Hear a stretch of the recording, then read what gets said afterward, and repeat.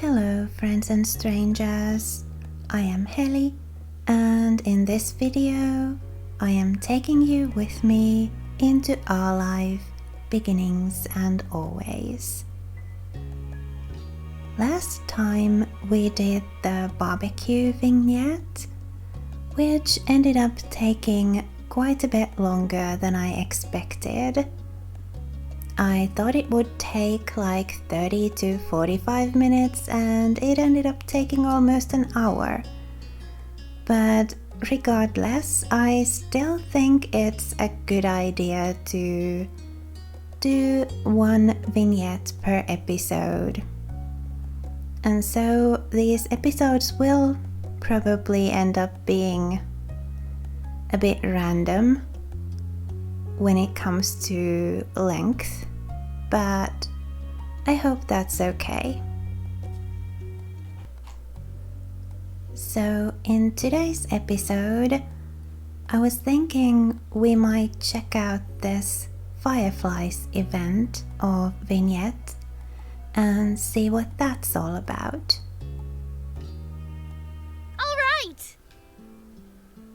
Alright, tonight we're going to catch fireflies. At this blunt declaration from your sister, you looked up from your macaroni and cheese dinner. Fireflies were a familiar sight over summer, coming out on warm nights to dance through the sky. Tonight was particularly balmy. You knew there were bound to be a ton of them around. Oh, you are you?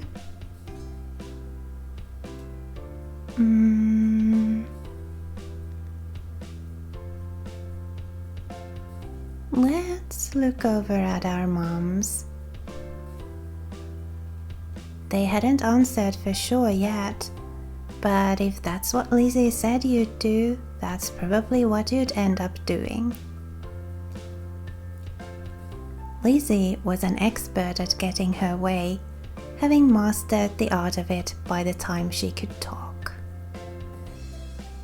That's a good idea, Lizzie. Can we, Mrs. Meadowsweet? Sheila tapped his fork against the table excitedly, his face lighting up as he looked at Lizzie. It was unusual for Sheila to still be here. Like always, his mom had to bring him over really early in the morning, before her job started. But normally, she would have picked him up by now. She called before dinner to let your moms know she'd be late. You didn't hear why. Probably more work things. You thought maybe getting to hang out with Sheila for longer is what made Lizzie want to keep running around outside. Staying at home and watching TV was never an option for her with guests over. That's why you were pretty sure she'd get your moms to agree. Well, it's already so dark out there. Lizzie gave Mom the best puppy dog eyes she could, slowly spooning mac and cheese into her mouth while you waited there for their response. there. Let them go. Nights like this don't happen every day. Your parents exchanged a look. Then Mom eventually sighed and nodded back. Yes! Fine. Just make sure you stay on the hill behind our house with all the poppies, okay? Duh. That's where most of them are. The idea had only just been planted in your head, but already you could just picture all the glowing lights spread out in front of you, like the fairies from the bedtime stories Mummy read sometimes. Lizzie and Sheila started digging into their food, and it soon became a race to see who could finish their dinner first. Isn't that great? Aren't you excited to go outside and play, Hazel? You gave a non-committal shrug. Hazel's just mad 'cause I always catch the most. Lizzie boasted proudly, her mouth full of food, and Mom gave her a stern look. Elizabeth. A knock on the door interrupted Mom before she could no doubt scold your sister. I'll get it. Your big sister jumped out of her seat and ran over to the door, pulling it open without even looking out the window to see who it was. Huh? You shifted in your seat to try and get a glimpse of the unexpected guest. Hi. Good evening, Cove. Your mummy had already walked to the door by the time you managed to see past Sheila's flappy hat.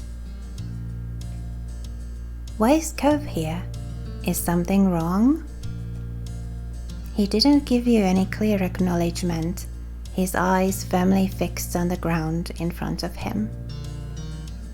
You shrugged, going back to shoveling a forkful of macaroni into your mouth. Then, for a few seconds, Cove said nothing. He only stood there and looked up at your mummy with a face almost like he was considering turning around and leaving. My dad told me to drop this off, 'cause I guess he borrowed it from you. Cove took a familiar screwdriver from out of his large side pocket, eyes now dropped to the floor. We left ours back home when we moved. Great. Thanks. Bye. Thank you. Here, why don't you come inside for a bit? Lizzie crossed her arms and lifted her chin. Cove shrugged, and Mom stood from the table too. I'll give your dad a call to let him know you got here all right. Cove shuffled fully inside, eyes remaining on the ground. Mummy closed the door behind him. Hi. Hi, Cove. Sheila gave Cove a friendly smile while waving by holding up his hand and opening and closing his fingers. Cove nodded in response.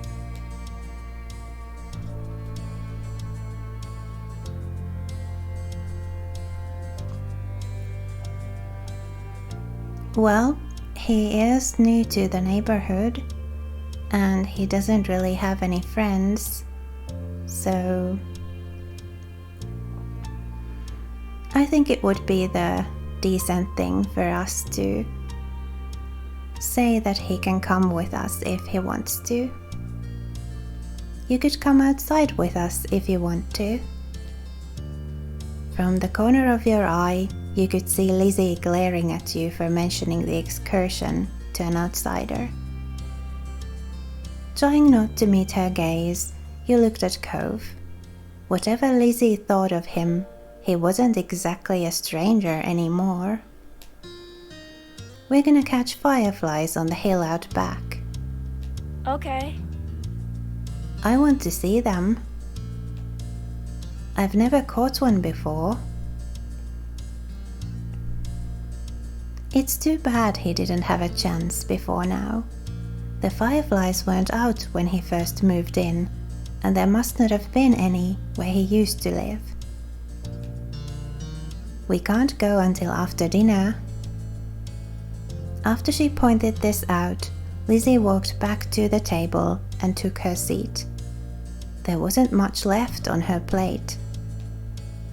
Since this was very true, you decided to finish up your own stuff as well. Cove stepped closer and eyed what was on the menu for your family's meal. Have you eaten yet? Yeah, my dad and I ate earlier. What did you have? Eggs. The clipped one-word answer seemed to discourage Sheila from asking any more questions. His eyes slowly wandered back to the last scraps of food on his plate. Her phone call with Cove's dad must have ended, 'cause your mom came back into the room. Okay. Cove, your dad said you can stay for a little while if you'd like, but he's going to come get you before it gets too much later. Sure. Fun. This will be so nice. As you polished off the meal, you hoped it would be too. The three of you all finished eating shortly after, and Lizzie led the way outside. Remember, don't stray too far. It's fine, Mom. Sheila trailed so closely after Lizzie, he was nearly stepping on her heels. Cove hesitated at the door. You smiled lightly at Cove, gesturing for him to follow. After a moment, he did. Bye. Bye, children. The two of you were a good 10 or 15 feet behind Lizzie and Sheila by the time you walked outside. You pushed the door shut behind you, watching their figures get farther and farther away. Hurry up! You're so slow, Hazel. We don't have all night. You started to run when you heard Lizzie's voice calling you, but paused when you saw Cove still walking at a relaxed pace.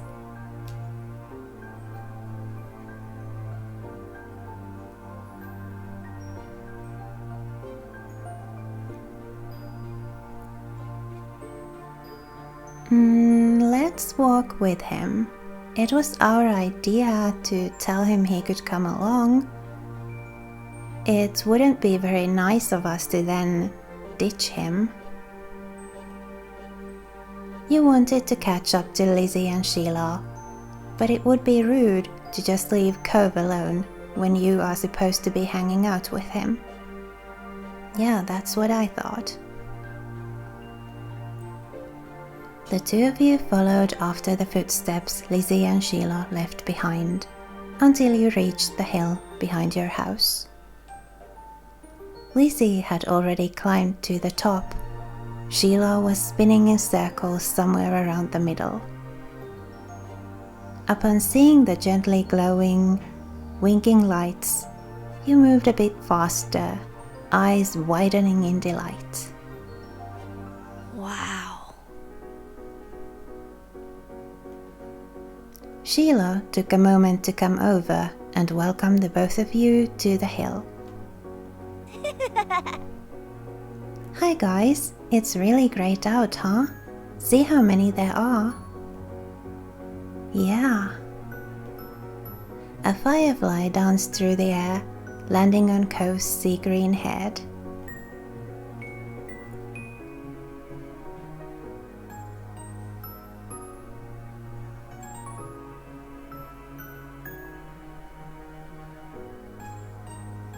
Let's quietly look on. You took a couple of steps back slowly, trying not to spook the little bug, as you admired how it glowed so brightly against Cove's hair. Cove raised an eyebrow, giving you a confused look, and Sheila giggled. You gestured to his head, and he reached up, making the firefly dart away. Cove jumped, then followed after the glow. Oh, look, Lizzie has one. That's amazing. Sheila ran to the highest point of the hill, making sure not to lose his hat or backpack along the way. You hummed as the group divided and conquered, shifting your gaze to the dozens of other fireflies sailing around. The game was on.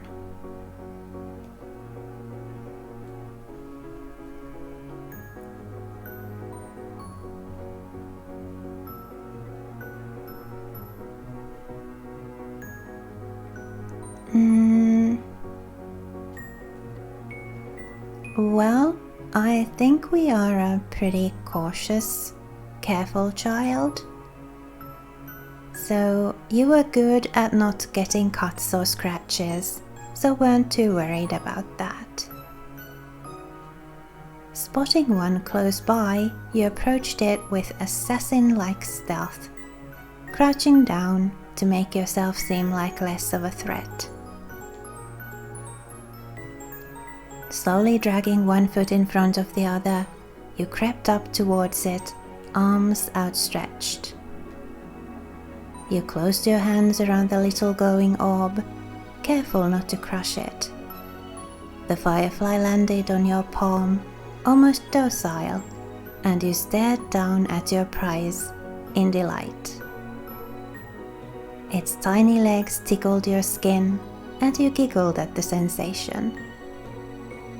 Cove kept up with his own target, but when he tried to grab it, his pink cast waved awkwardly through the air, foiling his efforts to clap his hands around the firefly.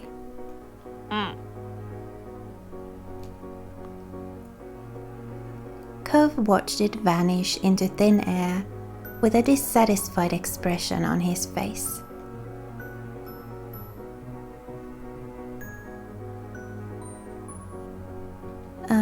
Let's tell him about the firefly we have. Cove, here's one. Do you want to look at it? Cove didn't notice you. He was more preoccupied with continuing the hunt, hopefully without his cast getting in the way this time. That was fine. You had your own plans.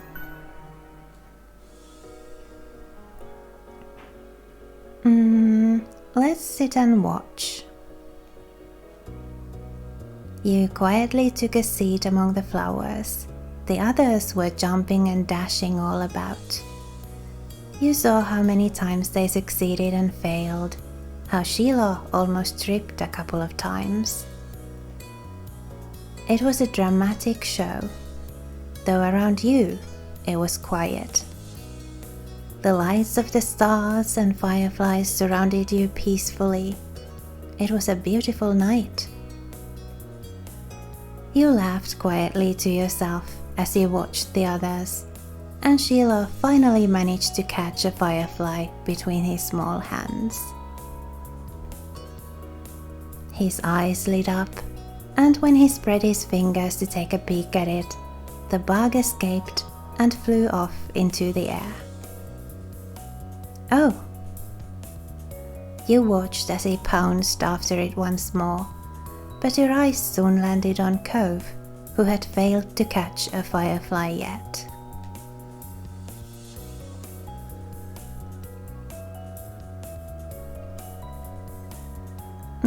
Let's just wait to see what happens.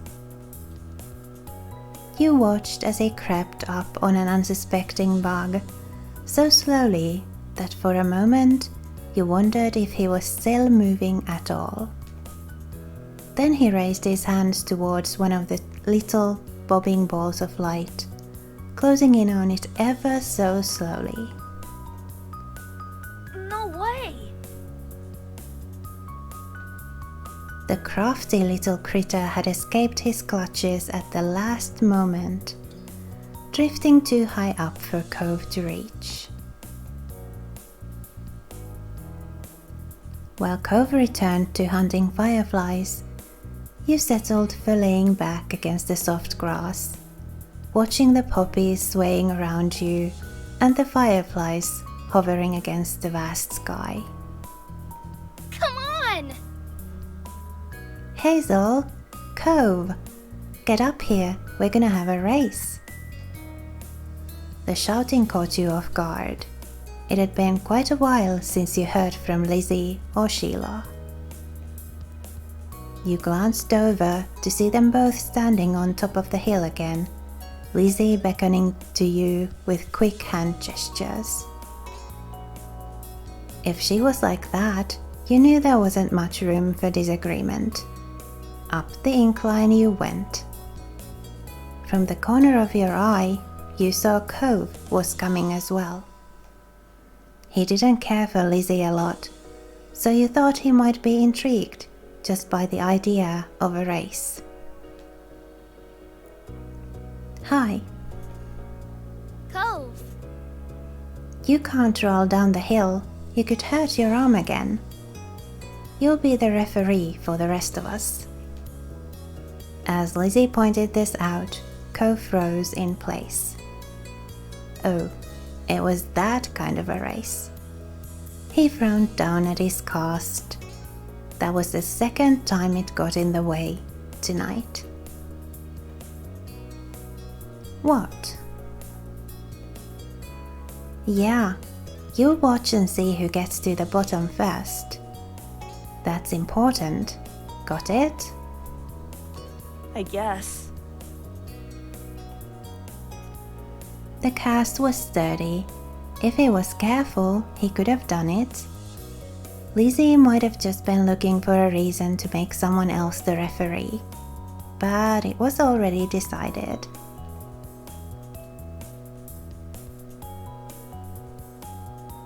Well, it wouldn't be very nice to leave him alone, so let's stay with Cove. Really? Why? You don't have to.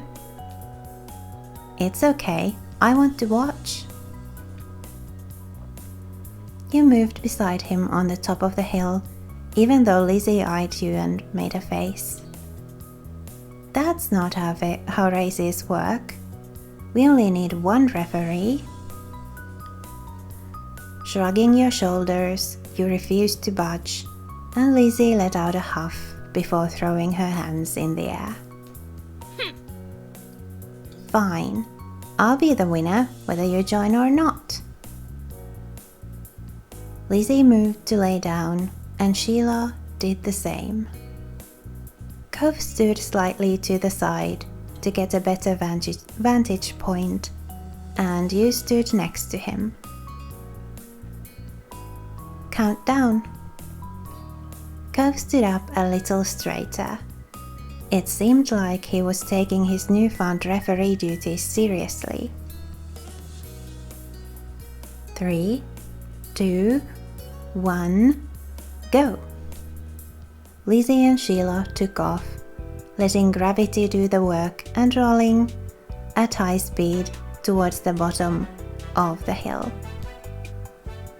You and Cove leaned forward to watch them go, eyes peeled for which of the two would reach the bottom first. They were both neck and neck until about halfway down the hill, Lizzie started to veer off to the side, giving Sheila a huge advantage. She obviously hadn't noticed a thing, and so, as soon as Sheila reached the bottom of the hill, he jumped up excitedly and threw his hands in the air. I won! Almost immediately he fell back onto the grass, still dizzy from his roll down the hill. Lizzie stomped out of the bush she had ended up in, spluttering angrily and brushing leaves from the front of her dress. Not bad, you got lucky. Let's do it again and see who wins for real. Kids, it's time to come in. Ugh. You snickered, feeling grateful you hadn't been a part of the mini debacle. You caught Cove's eyes and saw that he was doing the same. It had gotten late and was beginning to feel just a bit chilly as you made your way out of the hills. But the cold in the air hadn't dampened anyone's spirits. The four of you walked back home together, side by side, down your neighborhood street, discussing the evening, with each person trying to prove that they were the one who caught the most fireflies.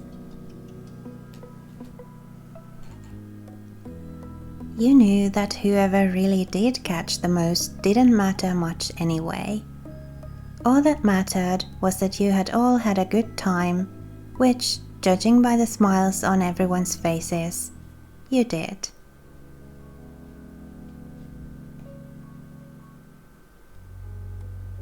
Alright, that was Fireflies, and I guess we will save here for now and continue from this point next time. So if you like this video, please leave it a like, and if you'd like to support my efforts here on YouTube, please subscribe to my channel Gentle Gaming for Wellness. It is quick and easy and doesn't cost you a thing, but it does help me a lot. Thanks so much for watching. I wish you a lovely rest of your day, and I hope I'll see you in the comments below.